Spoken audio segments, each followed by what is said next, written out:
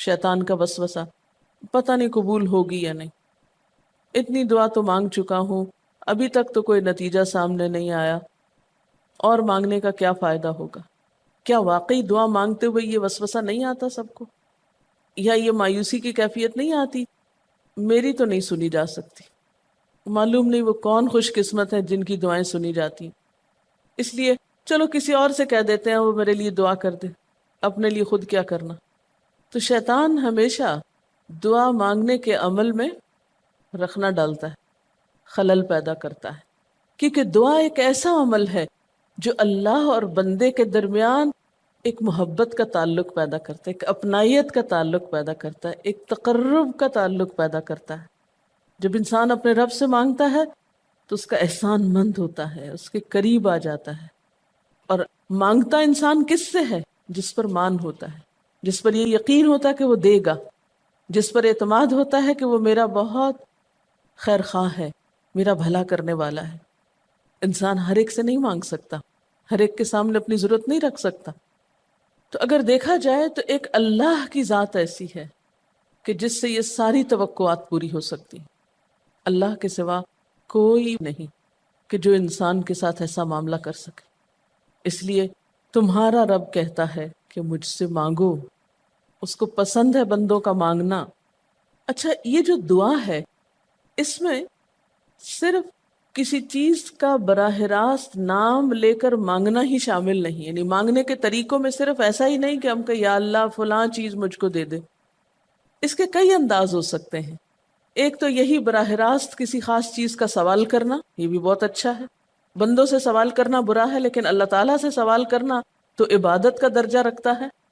यानी कितना प्यार आता है ना अल्लाह ताला पे कि जरूरत हमारी है और हमारे इस मांगने के अमल को भी इबादत कह रहा है, क्योंकि एक ताल्लुक है ना, वो वक्त उसकी याद में गुजरता है, उसकी तरफ मुतवज्जे होकर गुजरता है, इसलिए वो वक्त भी इबादत बन जाता है, वो अमल भी इबादत हो जाता है। तो एक तो ये कि जैसे हम सवाल करते हैं अल्लाहुम्मा इन्नी अस्अलुका कह के दुआ मांगते हैं, ये जितनी मसनून दुआ में आपने देखा होगा अस्अलुका बराबर सवाल का लफ्ज़ है। लेकिन कुछ दुआएं ऐसी होती हैं जिसमें सवाल नहीं किया जाता, सिर्फ अल्लाह ताला की हमदो सना कर दी जाती है। जैसे हजरत अय्यूब अलैहिस्सलाम ने कहा था अन्नी मस्सनी अद्दुर व अंत अरहमुर राहिमीन। ये भी दुआ का एक अंदाज है। मांगा कुछ भी नहीं, बस अपनी तकलीफ का इजहार कर दिया और अल्लाह ताला की हमदो सना कर दी। मुझे तकलीफ पहुंची है और आप सबसे बढ़ के रहम फरमाने वाले। ये भी नहीं कहा आप रहम फरमाइए, कहा आप तो सबसे बढ़ के रहीम हैं और मेरी तकलीफ आप जानते हैं। ये भी एक स्टाइल है। इसी तरह कोई जिक्र कर देना, मसलन इस्तिग़फ़ार पढ़ना। अब इस्तिग़फ़ार पढ़ने वाले के लिए कितनी खुशखबरियां हैं कि उसका हर मसला आसान हो सकता है उसके वजह से। खैर उसमें तो बख्शिश की तलब होती है, एक तलब का अंदाज है, लेकिन इस्तिग़फ़ार जो है वो आम दुआ से ज़रा मुख्तलिफ है। इसी तरह दुरूद शरीफ पढ़ना, उसमें अपने लिए तो आप कुछ भी नहीं मांग रहे होते, नबी सल्लल्लाहु अलैहि वसल्लम के लिए मांग रहे हैं। लेकिन वहाँ क्या हो रहा है कि जब आप उनके लिए रहमत की दुआ मांगते हैं, अल्लाह ताला आप पे 10 रहमतें फरमाते हैं। ये भी एक मांगने का अंदाज है। अब दुरूद शरीफ पढ़ना जो है बायस बरकत भी है, इबादत भी है, जिक्र भी है और एक तरह की दुआ भी है। इसी तरह बाज अज़कार के आपने कितने फायदे देखे। सुबह शाम की दुआओं में आप देखिए, आप पढ़ते हैं बिस्मिल्लाहिल्लज़ी ला यदुर्रु मा अस्मिही शैउन फिल अर्दि वला फिस समाइ व हुवस समीउल अलीम। ये सिर्फ जिक्र है, इसमें आप मांग तो कुछ नहीं रहे, लेकिन कितनी फजीलत है इसकी कि जो शख्स ये दुआ पढ़ेगा उसको कोई चीज़ नुकसान नहीं देगी। उसमें आप ये नहीं कह रहे कि या अल्लाह मैं तुझसे सवाल करता हूँ कि हर नुकसानदेह चीज़ को मुझसे दूर कर दे, नहीं। फिर इसी तरह अल्लाह ताला की हम्दो सना के जो कलिमात हैं, मसलन ला इलाहा इल्लल्लाहु वहदहु ला शरीका लहु लहुल मुल्कु व लहुल हम्दु व हुवा अला कुल्लि शैइन क़दीर। अरफात की हदीस में आता है कि आपने फरमाया कि अरफात में मेरी दुआ और मुझसे पहले अम्बिया की दुआ ये कलिमा है, ये ला इलाहा इल्लल्लाह। अब अगर देखा जाए तो इससे तो कोई दुआ की बात नहीं, ये तो सिर्फ अल्लाह का जिक्र है। तो ये भी मांगने का एक तरीका, हम मांगे कुछ नहीं, बस सिर्फ जिक्र करते रहे उसका बैठ के। इसी तरह आप देखते हैं कि तवाफ के दौरान आप क्या पढ़ते थे, सुभान अल्लाहि वल्हम्दुलिल्लाहि वला इलाहा इल्लल्लाहु वल्लाहु अकबर। अब ये दुआ तो नहीं, ये तो जिक्र है अल्लाह का। तो अल्लाह ताला का जिक्र करना, उसकी किताब की तिलावत करना, उसको पढ़ना, इल्म हासिल करना, ये ऐसे अमाल हैं कि जिनमें मशगूल होकर انسان کے لیے کائنات کی ہر چیز دعائیں کرنے لگتی، طالب علم کے لیے بہت سی مخلوق دعائیں کرتی. آپ مشغول ہو گئے کسی اور کام میں، خدمت خلق میں یا علم حاصل کرنے میں، اور اللہ تعالیٰ کی مخلوق شروع ہو گئی آپ کے لیے دعائیں کرنا. عرش والے فرشتے آپ کے لیے دعائیں کرنے لگتے ہیں اگر آپ ایمان لا کر اچھے کام شروع کر دیں. تو اللہ سے مانگنے کے مختلف انداز ہیں، ڈائریکٹ مانگنا بھی اور مختلف عبادات کرنا بھی. اسی طرح وَاسْتَعِینُوا بِالصَّبْرِ وَالصَّلَاةِ، مدد مانگو صبر اور نماز سے. ٹھیک ہے، نماز میں انسان بہت سی دعائیں پڑھتا ہے، لیکن اگر مشکل وقت میں انسان صبر کے ساتھ نفل پڑھ کے اللہ تعالیٰ کا ذکر کرے اور اس کو سمجھ نہ بھی آئے کہ کیا دعا مانگو، کیونکہ بعض پریشانیاں ایسی ہوتی ہیں کہ انسان منہ سے کچھ نکال بھی نہیں سکتا، تو یہ نماز بھی کافی ہو جائے گی. وَقَالَ رَبُّكُمُ ادْعُونِي، اور تمہارا رب کہتا ہے مجھے پکارو. اور پکارنے کے کئی انداز ہیں. دل ہی دل میں پکارنا بھی آتا ہے، چپ کے پکارنا بھی آتا ہے، اونچی آواز سے پکارنا بھی آتا ہے، اکیلے پکارنا بھی آتا ہے، سب کے ساتھ مل کے دعا کرنا بھی آتا ہے. کوئی دعا مانگ رہا ہو تو آمین کہنے سے بھی بات بن جاتی. مجھے یاد ہے کہ ایک دفعہ میں عمرے پر گئی اور طواف کے بعد جہاں میں نفل پڑھ رہی تھی، تو نفل کے بعد میں نے سوچا کہ میں اپنی دعا کرتی ہوں. اتنے میں ایک شخص عربی میں کوئی دعا مانگ رہا تھا. اتنی خوبصورت دعا تھی کہ میں نے ایسی دعا کسی سے نہیں کبھی سنی، اور میں نے صرف آمین کہنا شروع کر دیا. میں نے کہا یا اللہ، میری تو نہ زبان میں اتنی بلاغت و فصاحت ہے، نہ مجھے اتنی باتیں آتی ہیں، مجھے تو مانگنا بھی نہیں آتا، تو جو کچھ یہ مانگ رہا ہے مجھے بھی یہی دے دے. میں نے صرف آمین آمین آمین کہنا شروع کر دیا. یہ کتنا بڑا اس کا احسان ہے کہ ہم آمین کہہ کے بھی شامل ہو جاتے ہیں دوسروں کی دعاؤں میں. تو اسی لیے دعا کو عبادت کا نچوڑ کہا گیا، کریم، خلاصہ، ساری عبادت کا اوپر کا حصہ. اور ویسے بھی اگر دیکھا جائے تو ہر نماز میں بہت سی دعائیں ہیں. ہر موقع کی اللہ کے رسول صلی اللہ علیہ وسلم نے مختلف طرح کی ہمیں دعائیں سکھائی ہیں. سویرے جو آنکھ کھلتی ہے، سویرے کے اگر آدھی رات کو بھی کھلتی ہے، اس کی بھی دعا ہے. اس وقت سے لے کر کوئی کام ایسا نہیں دین کا یا دنیا کا، اچھا یا برا، جس کے لیے کوئی نہ کوئی دعا نہ موجود ہو. یعنی اتنا خوبصورت عمل ہے دعا مانگنا کہ جس کے لیے کسی خاص چیز کی قید بھی نہیں کہ کہیں بند کے بیٹھو تو ہی مانگو، کہیں پہنچو تو مانگو. نہیں، کہیں بھی مانگو، دن کو مانگو یا رات کو مانگو، کھڑے ہو کے مانگو یا بیٹھ کے مانگو، چلتے پھرتے مانگو یا چپ کے مانگو، منہ سے بولو بھی نہیں اور دل ہی دل میں مانگو تو بھی وہ سن لیتا ہے. کسی بھی طرح مانگ سکتے ہو، کہیں بھی مانگ سکتے، کچھ بھی مانگ سکتے ہو.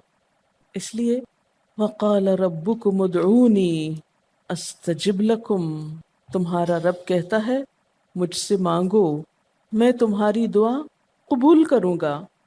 اور آپ کو پتہ ہے کہ ربکم یہ صرف مسلمانوں کا رب نہیں، رب تو ساری مخلوق کا ہے. کافر کا رب بھی وہی ہے، خواہ وہ مانے یا نہ مانے. اس لیے قبولیت دعا کے لیے مسلمان ہونا بھی شرط نہیں. اگر کوئی کافر بھی اللہ کو پکارتا ہے، اپنے رب کو پکارتا ہے، تو وہ اس کی بھی سنتا ہے. اور خصوصاً اگر وہ مظلوم ہو، کسی نے اس پہ ظلم کیا ہو، تو وہ فریاد فوراً اوپر پہنچتی ہے، خواہ وہ مسلمان نہ بھی ہو. اس لیے یہ جو دعائیں ہیں یہ آپ سب کو بتا سکتے ہیں، مسلمز، نان مسلم، سب کو سکھا سکتے ہیں، تاکہ وہ اپنے رب کو پکارے اور رب ان کو ہدایت دے. اور پھر آپ دیکھیں گے کہ دعا کے ذریعے جو اللہ تعالیٰ پر اعتماد بیٹھتا ہے، اور اگر وہ خصوصاً یہ کہ جلدی قبول ہو جائے، تو اس وقت جو ایک خصوصی شکر کی کیفیت آتی ہے. لیکن یہ کہ مایوس نہیں ہونا. بات میں یہ کر رہی تھی کہ اس کے لیے کوئی شرط نہیں کہ کوئی شخص بہت نیک مسلمان ہو یا بہت اچھا مسلمان ہو، وہ تو گناہ گاروں کی بھی سنتا ہے. اس لیے بعض اوقات لوگ جب مایوس ہونے لگتے ہیں نا کہ ہم تو بہت گناہ گار ہیں، ہماری نہیں سنی جائے گی، تو انہیں مایوس نہیں ہونا چاہیے. مایوس ہو کے کہاں جائیں گے سننے؟ کس سے مانگنے جائیں گے؟ ان کو بھی پکارنا چاہیے، خواہ کوئی کیسے بھی گناہ میں ڈوبا ہوا، کیسی بھی حالت میں ہو، اور اس کے لیے بھی مانگنا چاہیے. حتیٰ کہ کافر جب تک زندہ ہے، اس کی صحت کے لیے، اس کی ہدایت کے لیے، اس کی خیرخواہی بھلائی کے لیے بھی آپ خوب دعائیں مانگ سکتے ہیں. آپ صلی اللہ علیہ وسلم ابو جہل کے لیے بھی دعا کرتے تھے، یا حضرت عمر کے لیے کہتے تھے کہ ان دونوں میں سے کسی ایک کو تو ضروری ہدایت دے. تو دعا ہر حال میں فائدہ دیتی ہے.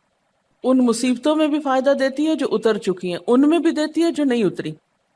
دعا تو ابلیس کی بھی قبول ہوئی تھی. اس نے قیامت تک زندگی کی دعا مانگی تھی، اس کی بھی قبول کر لی گئی.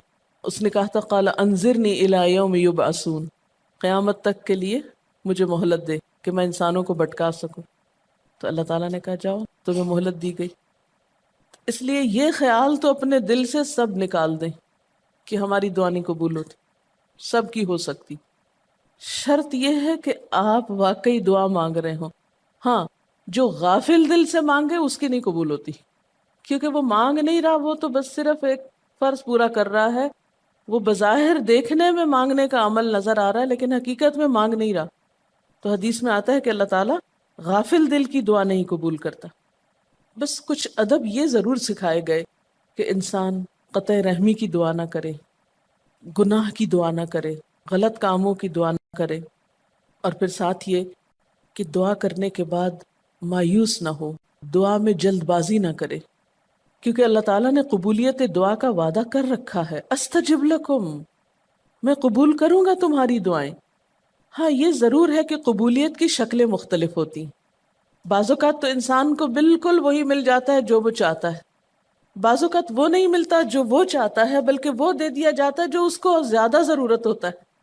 یعنی ہمارا تو علم اتنا محدود ہے نا، ہم ایک چیز مانگ رہے ہوتے ہیں جو ہمارے حق میں کوئی زیادہ اچھی نہیں ہوتی. اللہ تعالیٰ ہمارے لیے ہم سے بڑھ کر مہربان ہے، وہ ہمیں وہ نہیں دیتا بلکہ وہ دیتا ہے جو ہمیں اس سے زیادہ فائدہ دے سکتا ہے. اگر آپ اپنی گزشتہ زندگی کی دعاؤں پہ ایک نظر ڈالیں تو ہم کتنی چھوٹی چھوٹی چیزیں مانگتے رہے ہیں اور اللہ تعالیٰ نے ہمیں اس سے بڑھ کر عطا کیا ہے. ہم سب کو جو اللہ تعالیٰ نے دین کی سمجھ دی یا دین کو سیکھنے کا شوق دیا، ضروری نہیں کہ ہم سب نے یہ مانگا ہی ہو کہ اللہ تو ہمیں موقع دینا اپنے دین کو سیکھنے کے لیے، سکھانے کے لیے. لیکن یہ ضرور ہو سکتا ہے کہ ہم زندگی میں کچھ اور مانگتے رہے اور ہمیں وہ نہیں ملا، یہ نعمت مل گئی اور وہ ہمارے حق میں زیادہ بہتر ہو گئی. اور یہ ہو سکتا تھا کہ ہمیں وہ چیز مل جاتی اور آج ہم اس چھوٹی سی چیز کو لے کر اس کا شوق بھی پورا کر چکے ہوتے، اس کی ساری اٹریکشن ختم ہو چکی تھی. کیونکہ دنیا کی کوئی چیز ایسی نہیں جس کی اٹریکشن ختم نہ ہو جائے یا جس کی ویلیو گھٹ نہ جائے، جو پرانی نہ ہو جائے. لیکن قرآن کا علم ایک ایسا علم ہے جو ہر دم نیا لگتا ہے، ہر دم زندگی دیتا ہے، خوشی دیتا ہے، سکون دیتا ہے، ایک راحت ملتی ہے. یہ پرانا نہیں ہوتا. پھر اسی طرح یہ بھی ہوتا ہے کہ بعض اوقات انسان کی کوئی آفت ٹال دی جاتی. آپ مانگ رہے ہیں رزق، تو وہ رزق میں برکت تو نہیں ہوتی مثلا، لیکن کوئی بیماری آپ سے ٹال دی جاتی کہ خدا نہ خواستہ آپ کو اگر مال مل بھی جائے اور ایسی بیماری لگ جائے کہ سارا مال اس میں ڈوب جائے، تو مال بھی گیا اور تکلیف الگ.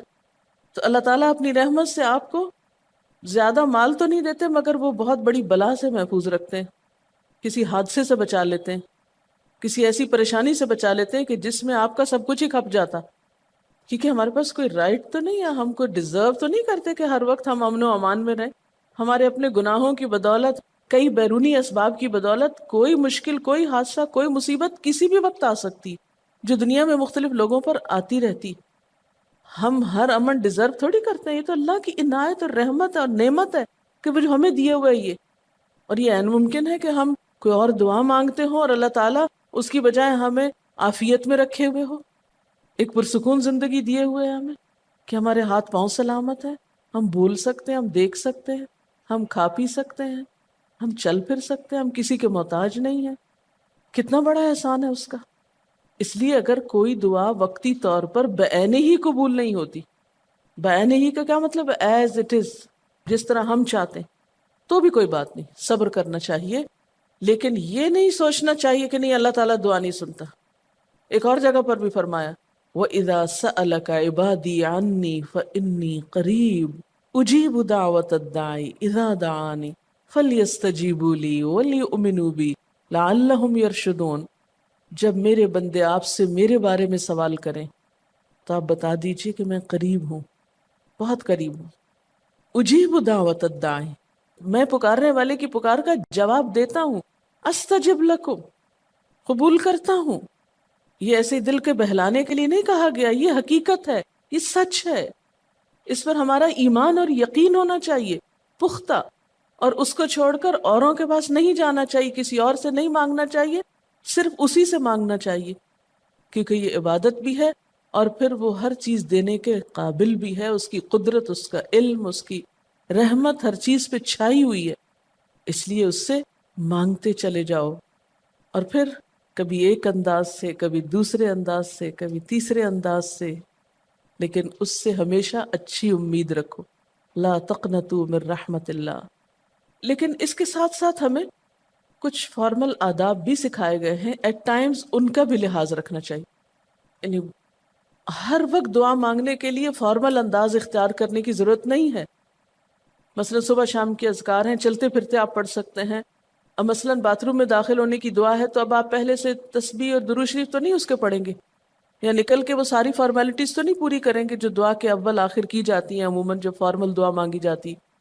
تو ایٹ ٹائمز آپ بس ڈائریکٹ دعا مانگ لیں، ایٹ ٹائمز آپ پوری فارمیلٹیز کے ساتھ مانگ لیں، اور اس میں آپ دیکھیے کہ فارمل دعا مانگنے کا طریقہ کیا ہے کہ اللہ تعالیٰ کی حمد و ثنا سے شروع کیا جائے، نبی صلی اللہ علیہ وسلم پر درود بھیجا جائے، پھر اسی طرح یہ ہے کہ دعا میں عاجزی ہونی چاہیے، مانگنے کا انداز غالب ہونا چاہیے، شعر کے انداز میں یا چیخ چلا کے دعا نہیں مانگنی چاہیے، یا تقریر کے انداز میں دعا نہیں مانگنی چاہیے، امید اور خوف کے درمیان اعتدال کے ساتھ، پھر اسی طرح یہ کہ دعا میں مبالغہ آرائی نہیں کرنی چاہیے، پھر اسی طرح کچھ چیزیں ایسی ہیں کہ جن کا اگر اہتمام کبھی ہو سکے، کبھی کبھار تو بہت اچھا ہے، اور خصوصی جو قبولیت کے اوقات ہیں ان کا لحاظ رکھتے ہوئے ان مواقع سے فائدہ اٹھانا چاہیے، مثلا رات کے تیسرے حصے میں یعنی سحر کے وقت، پھر اسی طرح اذان اور اقامت کے درمیان، صف میں کھڑے ہو کر، صدقہ کرنے کے بعد،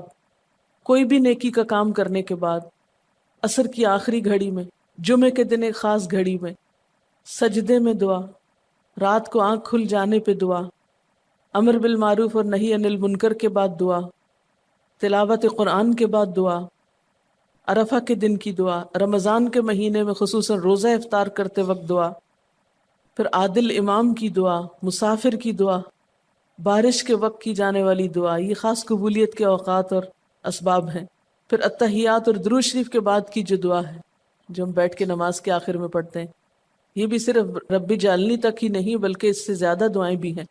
پھر اسی طرح جب اللہ تعالیٰ پر بہت پیار آ رہا ہو، بہت دل اس کی طرف متوجہ ہو، کیونکہ اللہ تعالیٰ غافل دل کی دعا نہیں سنتے، تو جب دل بہت متوجہ ہو تو فوراً دعا کے بھی فائدہ اٹھا لیں۔ اسی طرح اضطراری کیفیت میں، بہت بے چینی کے وقت، جب کچھ سمجھ میں نہ آ رہا ہو، بیماری کے وقت، پھر اسی طرح سفر کے وقت، پھر اولاد کی دعا ماں باپ کے لیے، ماں باپ کی دعا اولاد کے لیے، استاد کی دعا شاگردوں کے لیے، شاگردوں کی دعا استاد کے لیے، اور جب دعا مانگے تو انداز کیا ربنا اغفر لی ولوالدی وللمؤمنین، اپنی ذات سے شروع کر کے والدین یا قریبی لوگوں کے بعد پھر سب کے لیے عام دعا، پھر اسی طرح وضو کے بعد کی دعا، کعبہ کو دیکھتے وقت جب پہلی نظر سے دیکھیں، پھر حتیم کے اندر، پھر سعی اور طواف کرتے وقت دعائیں پڑھنا، پھر مزدلفہ میں۔ لیکن یاد رکھیے کہ ان قبولیت کے خاص مواقع اور مقامات کے علاوہ دعا تو کسی بھی وقت کی جا سکتی اور کوئی بھی گھڑی قبولیت کی گھڑی ہو سکتی، اس لیے ہمیشہ دعا مانگتے وقت یہ یقین رکھیں کہ اللہ تعالیٰ قبول کرے گا، مایوسی کے ساتھ دعا نہ ہو، کیونکہ جتنی ہماری دعا کے اندر یقین کی کیفیت ہوگی اتنا ہی انشاءاللہ قبولیت کے چانسز زیادہ ہوں گے۔ یعنی عزم کے ساتھ دعا مانگنی چاہیے، یہ نہیں کہنا چاہیے یا اللہ تو چاہے تو قبول کر، نہیں چاہتا تو نہ کر، یہ نہیں کہنا چاہیے کبھی بھی، نہیں یا اللہ تو کر سکتا ہے تو قبول فرما۔ پھر اسی طرح آپ دیکھیں کہ مظلوم کی بد دعا جو ہے وہ بہت تیزی سے قبول ہوتی، کہتے ہیں نا مظلوم کی بد دعا سے بچو کیونکہ وہ کہاں جا پہنچتی ہے، ساتویں آسمان تک۔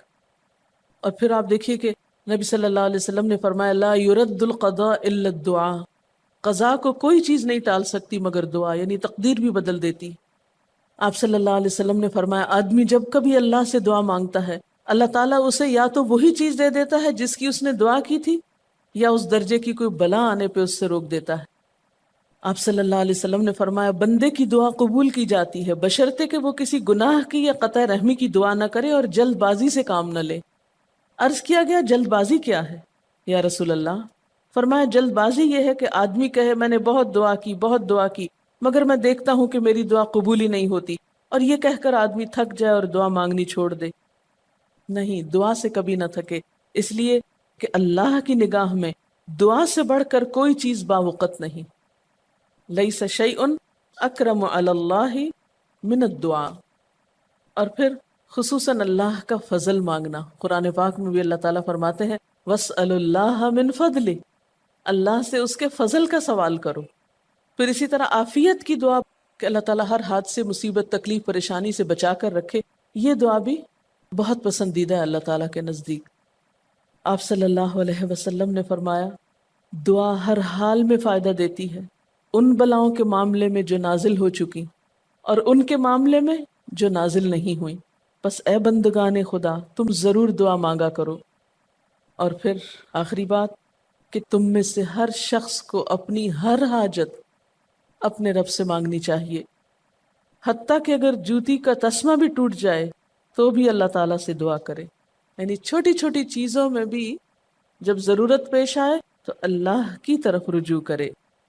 وَقَالَ رَبُّكُمُ ادْعُونِي أَسْتَجِبْ لَكُمْ، اور تمہارا رب کہتا ہے کہ مجھے پکارو، مجھ سے مانگو، میں تمہاری دعا قبول کروں گا۔